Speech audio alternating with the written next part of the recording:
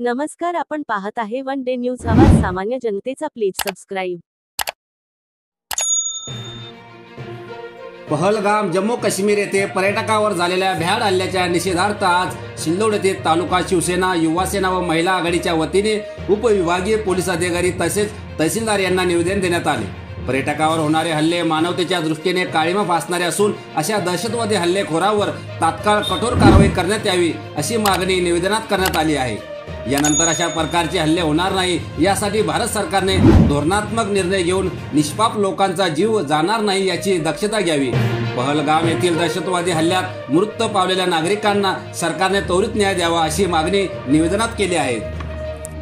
काश्मीर मधल्या पहलगाम मध्ये अतिरेकी भयाड हल्ल्यामध्ये 27 निष्पाप पर्यटकांचा या ठिकाणी मृत्यू झाला, त्यांना मारलं गेलं. त्याच्या निषेधार्थ या ठिकाणी आज तहसील कार्यालयामध्ये आम्ही निवेदन या ठिकाणी दिलेलं आहे आणि आम्ही सर्व नेते पदाधिकारी शिवसेनेच्या वतीनं या भयाड हल्ल्याचा या ठिकाणी जाहीर निषेध करतो आणि हल्लेखोरांवर कठोरपेक्षा कठोर शिक्षा व्हावी हीच आमची या ठिकाणी मागणी आहे केंद्र शासनाकडे आणि राज्य शासनाकडे.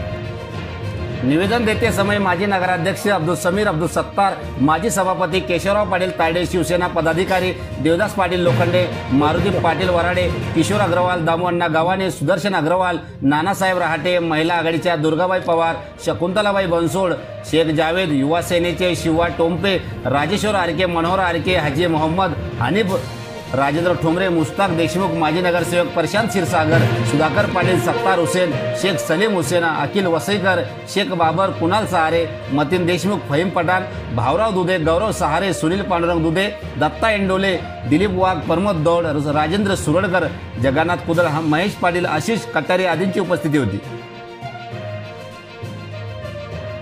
आपल्या परिसरातील ताज्या घडामोडी पाहण्यासाठी, अन्याय अत्याचाराला वाचा फोडण्यासाठी वन डे न्यूजला सबस्क्राईब करा व जास्तीत जास्त शेअर करा.